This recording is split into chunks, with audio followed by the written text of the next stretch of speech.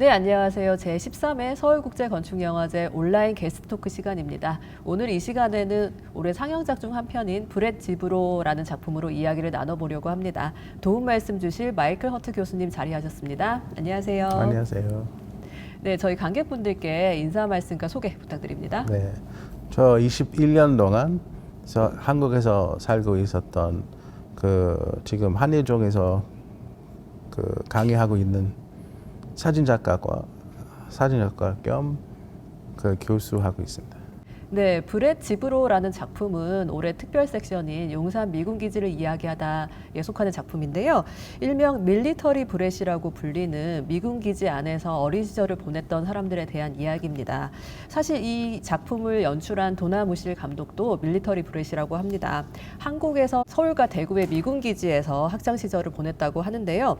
그래서 이 감독님의 개인적인 경험이 반영된 작품이기도 합니다. 마이클 교수님께서도 이 미군기지와 관련이 깊으시죠? 네, 저 공식적으로 military brat이라고 할 수 있는데 사실 영화에서 나왔던 사람들의 경험들이랑 저 완전히 반대 경험인 것 같아요. 저 미국 기지랑 깊은 관계에 있었는데 오하이오 주에서 라이트 패터슨 밀리터리 베이스에서 자주 왔다 갔다 했는데 제 경험으로는 좀 스테이블한 거의 2살 때부터 계속 한 집에서 계속 살던 영화 속의 이 네. 밀리터리 브렛들은 사실 전 세계의 미군 기지를 돌아다니면서 생활을 한 사람들이지만 네. 교수님께서는 미국에 있는 미군 기지에서 네. 거의 정착 생활을 하셨던. 그래서 그런 종류 military brat도 있다고 하는 거예요. 어떻게 그러면은 미국에서 미군 기지 안에서 생활하신 건 아니시고요? 거기서 거의 주마다 왔다 갔다 했는데 근데 거기 살본 적이 없어요. 그 정기적으로 안을 방문을 하셨던. 네, 그 안에 학교를 다니시거나 하신 건 아니고요. 아니요, 한 번도 못 들어가봤어요. 그러면 일단 이런 쇼핑이나 약간 어설픈 그런 헤어컷이나 그런 거 항상 거기 팔아야 되니까 물가는 너무 싸니까 항상 어머니 항상 거기서 식품 사야 되고 머리 깎으면 꼭 거기서 해야 되고 밀리터리 스타일 해도 그거 사실 싫어하거든요. 거기서 꼭 해야 되는 거예요. 아, 거기는 헤어컷도 네. 다 밀리터리 컷만 되는 건가요? 옷도 사야 되고 거기서. 네, 그러면은 교수님께서는 이 작품을 개인적인 경험에 비추셔서 좀 더 흥미롭게 보시지 않았나 싶은데요. 이 작품 어떻게 보셨습니까? 그건 와 신기하다. 처음으로 약간 일단 그 사실에 대해서 알았는데 근데 깊이 보면 그런 서브컬처 같은 거 사실 제가 얼마나 military brat 아니라고 생각했어요. 근데 또 어느 정도 저도 그 컬처에 들어가 있다고 생각했어요. 약간 다르게 그 사람들이랑 만약에 그런 리유니언 같은 거 영화 끝날 때 리유니언 가면은 저도 그런 와 드디어 우리 가족 만났다 그런 느낌이 전혀 없을 거예요. 그래서 영화 보면서 저도 그런 커뮤니티 외부인들의 문화 저도 외부인이라고 생각했어요. 그렇죠. 사실 브렛 지브로라는 영화는 이 밀리터리 브렛이라고 불리는 사람들의 정체성에 대한 이야기가 중심인데요. 특히 교수님께서도 미국과 한국 두 문화 사이에서 두 정체성을 모두 가지고 계신 분이시잖아요. 그래서 이런 문화 정체성의 관점에서 이 밀리터리 브렛들에 대한 교수님의 시각이 궁금합니다. 네, military brat 밀리터리 그런 정체성 전혀 없는데 그냥 뭐랄까 military base 그런 기지들이 약간 영화에서 나오는 것처럼 약간 open mind 같은 그런 다문화적인 그런 문화가 있는데 그런 거 많은 영향 받는 것 같아요. 일반 민간인 장소보다 좀 더 색다르게 다양 뭐 인종, 뭐 나라, 뭐 그리고 음식 뭐 그런 거 있으니까 그래서 우리 그 오하이오 주에서 그 데이튼 오하이오 우리 고향에서 인도 음식 먹으려면 한국 음식점 그 기지 주변에만 거기서 먹을 수 있는 거예요. 그래서 그런 거 익숙해지니까 약간 다른 우리 고향 일반 사람들보다 약간 그 개방적인 그런 의식이 있는 것 같아요.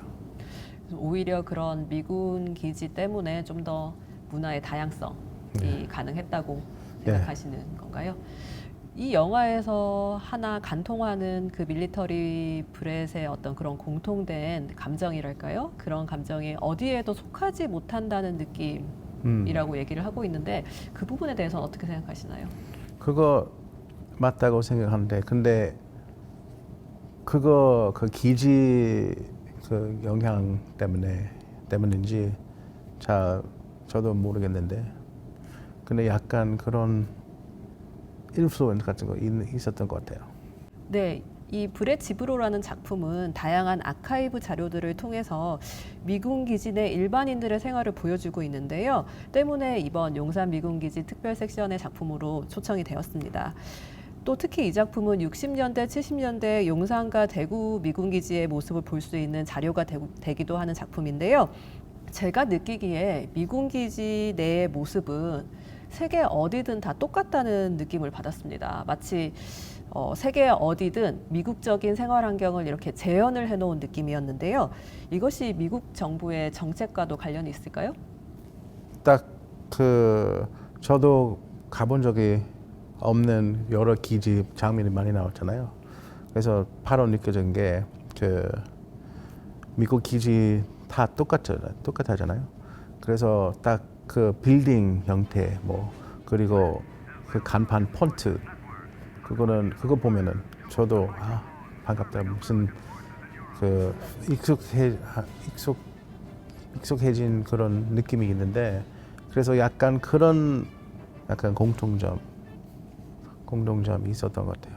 근데 저도 이거 그 영화 볼 때까지 생각 못 했던 건데 그 영화 보면서 저도 약간 그런 familiar한 그 익숙해진 느낌이 났더라고요. 저도 그 용산 기지 들어갔을 때 저 어른으로서 그런 느낌이 있었어요. 약간 미국보다 더 미국스러운 미국 냄새 나는 뭐 장소라고 생각할 수 있어요. 네, 미국보다 더 미국 같은 모습이라니 굉장히 흥미롭게 들리는데요. 그럼 교수님께서는 용산 미군 기지를 어떤 이유로 많이 가보셨나요? 사실 대학교 졸업해가지고 한국에 2년 동안 있었어요. 그래서 94년부터 6년까지 그때 디펜던트로서 그 아이디 카드 있었으니까 그 자유롭게 들어갈 수 있었으니까 그거 참 도움이 됐던 것 같아요. 어린 시절처럼 거기서 쇼핑도 하시고 네. 머리도 자르시고 하셨나요? 먹고 싶은 사실 약간 거리감 느껴졌던 거예요. 이게 제가 아이디 카드 있었는데 라션 카드 없었어요. 그래서 디펜던트니까 라션 카드 받을 수 없으니까 그 뭐 식품 가게 못 들어가고 그냥 일반 뭐 공공 장소에서만 활동할 수 있었으니까 그 약간 서운한 느낌. 근데 갈 수 있으니까 그리고 친구들 약간 데리고 갈 수 있으니까 약간 큰 도움이 됐었어요. 친구들도 데리고 갈 수 있나요? 네, 사인인 할 수 있어요. 그 4명까지. 디펜던트라는 개념은 어떤 건가요? 어떤 자격인가요? 그 자기 부모님 중에 그 밀리터리 다녀온 사람이 보통 25, 저 같은 경우는 25살까지 아이디 카드 가질 수 있었어요. 근데 약간 좀 당황스러운 게 딱 25살 되면은 그거 아이디 카드 캔슬 되니까 더 이상 출입을 할 수 이제 없다. 너 이제 외부인이다. 그래서 약간 이상한 느낌이 어머니랑만 같이 사인인 외부인처럼 사인인 해줄 수 있으니까 약간 나 이제 이 가족 가출 아니 킥다웃 돼버린 것 같아요. 그러면은 교수님의 어머님, 아버님도 네. 그 군인이셨나요? 아버지 군인이었는데 그래서 그 어머니 지금 디펜던트 결혼했으니까 돌아가실 때까지 계속 액세스 있어요. 근데 아들이면 안 되는 거죠. 25이 되는 순간. 네, 딱 네, 그럼 사실 미군 부대 안을 들어가 보았던 사람들의 이야기에서 가장 많이 언급되는 부분이 당시에 부대 밖에서는 볼 수 없었던 미국의 프랜차이즈 식당들을 미군 부대 안에서는 이용할 수 있었다, 가볼 네. 수 있었다 이런 거거든요. 그 같이 혹시 친구분들을 데려가셨을 때 그 네. 친구분들의 반응도 그랬나요? 예. 그 사실 그 용산 기지 들어갈 수 있다면 사인인까지 할 수 있으면 그거는 사실 파워이잖아요. 한국에서 뭐 사대주의까지 얘기할 수 있나? 그때는 2002년도에 그때 그 여중생 사건이 있었잖아요. 그 이른바 여중생 살인 사건, 그쵸. 사망 사건. 장갑차 사고였나요? 네. 네. 그때는 많은 사람들이 잘못된 정보 때문에 미국은 뭐 싫다, 막 완전히 반미 감정 되게 셌잖아요. 그래서 친구들 중에도 막 미국 욕도 하고 절대 그런 미국 놈들이랑 안 논다. 그런 기지 빨리 그 용산 기지를 없애야 된다. 그런 화를 내는 친구 있었는데, 근데 어머니 제가 그 dependent ID 그거는 잃어버렸거든요. 제가 26살인가 그 나이 됐으니까 그 일단 어머니 오셨는데 같이 용산 베이스 들어가서 그 브런치 하기로 했는데 그 친구 초대했거든요. 그래서 미국 욕하다가 미국 새끼들은 같이 브런치 하고 네, 몇 시까지 갈까요? 막 그런 약간 끝까지 그 미국 반미 감정이 가질 수 없어요. 그렇죠. 지금 교수님께서 언급해 주신 것처럼 사실 미군 기지는 그 위치한 지역에서 미국 문화의 상징처럼 느껴지기도 하는데요. 특히 교수님께서는 지금 미국에서 한국으로 오셔서 지금 21년을 한국에서 사셨는데 그동안 한국 사람들의 미국에 대한 인식이 많이 바뀌었다는 거를 느끼시죠? 네. 그때는 외국인이면 꼭 미국인으로 보는 거예요. 그런 가정, 그런 assumption부터 있었던 건데 요새는 그냥 그렇게 생각할 수 없어요. 그 러시아 사람, 뭐 우즈베키스탄 사람, 뭐 여러 나라 사람 진짜 있으니까. 근데 그 당시에는 미국 사람, 외국 사람이면 미국 사람으로 보는 거고, 그리고 약간 항상 외국 사람이 미국 사람으로 보니까 약간 그 사람 통해서 내가 무슨 chance나 뭐 access 있을 수 있다고 생각했던 개념이 있었던 건데 요새는 그런 거 많이 없어진 것 같아요. 자연스럽게. 그렇죠. 영화는 크리스 크리스토퍼슨이라는 미국의 뮤지션이자 배우가 등장을 하고 나레이션을 맡고 있는데요. 네. 사실 이 배우는 한국의 많은 관객분들께는 조금 생소하지 않나 싶은데요. 교수님은 아시나요? 이 배우를? 네. 유명한 분이신가요? 유명한 미국에서? 사람인데 근데 약간 그 A Star Is Born 그것 때문에 알던 거 아닌데 그냥 기본 약간 그런 유명한 컨트리 뮤직 가수로 알고 있었어요. 네, 맞습니다. 그 한국 분들은 아마 레이디 가가와 브래들리 쿠퍼가 주연을 맡았던 스타 이즈 본이라는 영화를 기억하실 텐데요. 사실 스타 이즈 본은 굉장히 리메이크가 많이 된 작품이죠. 이 크리스 크리스토퍼슨이라는 배우는 스타 이즈 본의 1976년 리메이크 버전에서 주연을 맡았던 배우라고 합니다. 배우이자 뮤지션이니 참 적절한 역할을 맡은 게 아닐까 싶은데요. 크리스 크리스토퍼슨 역시 어린 시절을 미군 기지 안에서 보낸 밀리터리 브렛이라고 합니다. 그렇죠? 네.